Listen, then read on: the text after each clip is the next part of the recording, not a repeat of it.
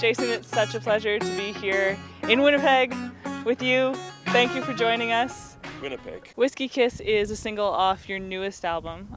You wrote 2 EPs before this. Yeah, my first record came out in 2011, Life on the Road, and originally A Beautiful Disaster was supposed to be an EP that I was going to release as my first foray into the American market, and just with my whole life and all the things that happened, it didn't really work out. So I had 7 of the songs finished, but I didn't think that was sort of the end of the story. So I did 4 more songs and kind of put the whole thing together as like a chronicle. What was the inspiration for Whiskey Kiss? So on A Beautiful Disaster, I got co-writes on 8 of the 11 songs, and this one, unfortunately, I didn't. What had happened was I was living in Hermitage, Tennessee, and I did an A&R job for a producer out of Los Angeles. He was going to do a country record for a soap opera star from Mexico. Of course. They hired me to basically, you listen to all of these songs, so about a minute of each of the songs, and you let us know like the 30 to 50 that would be sort of appropriate. I had picked Whiskey Kiss because I thought this is for sure going to be a hit song, and it's fantastic, and it's written by Nikki Chin, who wrote Ballroom Blitz and I Want to Kiss You All Over, like a bunch of hits for Sweet. And Matt from Jars of Clay was a co-writer, and Ben Glover, he's won a Grammy for Christian music.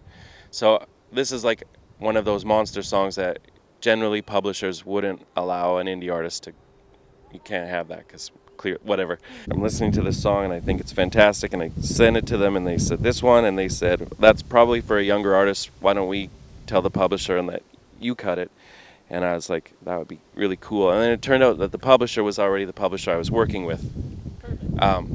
So I was like, can you pull the strings? And he's like, yeah, Nikki thinks you're cool, so you're good.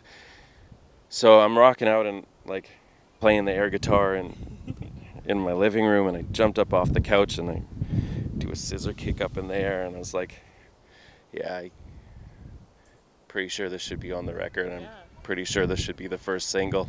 In 2017, when I was back to being in good health and good spirits, the song was still available. So we shot a video really quickly and got it out to radio, and the rest is history. And boom, here you are doing festivals and taking over the summer, and next year at Cowboys in Winnipeg. Yeah, actually next week at Cowboys, September 9th, I got the playing in my old stomping grounds. That's so awesome. Let's talk about how this year's blown up for you. I mean, there's obviously the release of your album to begin with, but then you've done Boots and Hearts. Yes. You've done Country Fest, which I know you've done in the past, but those are huge festivals in the country industry. So when it comes to playing a festival like that, with some people who I know you look up to, like Keith Urban, what crosses your mind when you even get the invitation, I guess you could call it? The biggest thing that happened was like when you get an invitation to Country Fest, and it's like, great, this is going to be my 3rd time and I'm really excited.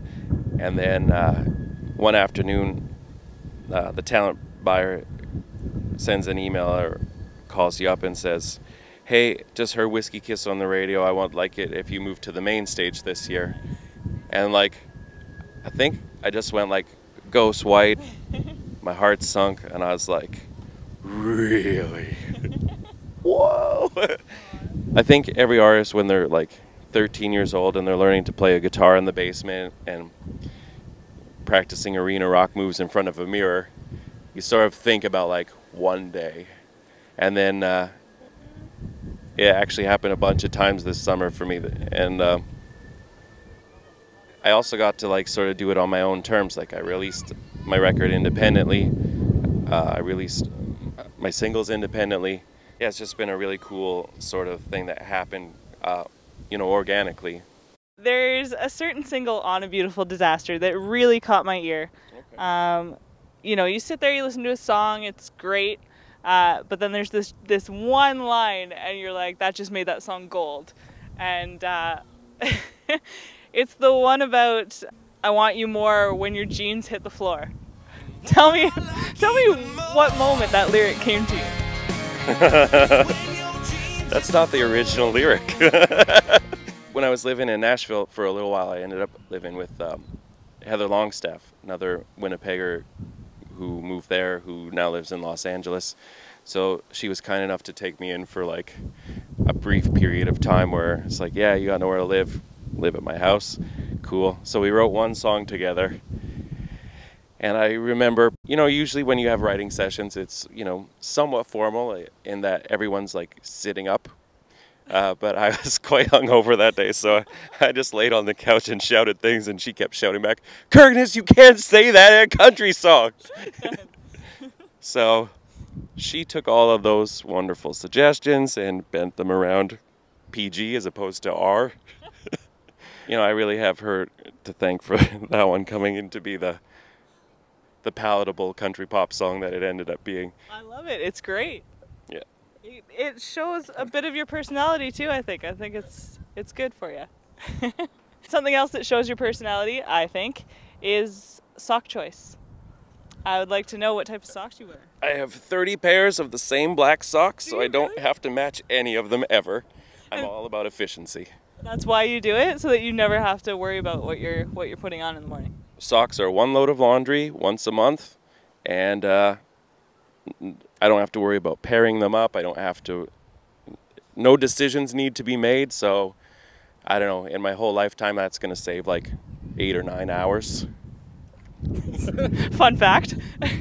Well, I'll have to send you a pair just to throw a wrench in that, just a little bit. They might have a little bit of black in them, but probably not too much. You okay with that? I will accept your gift of socks.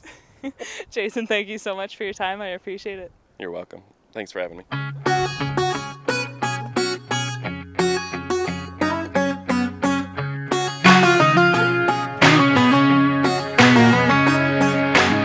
Sweet Tennessee cutie, kinda getting to me, got a little crazy.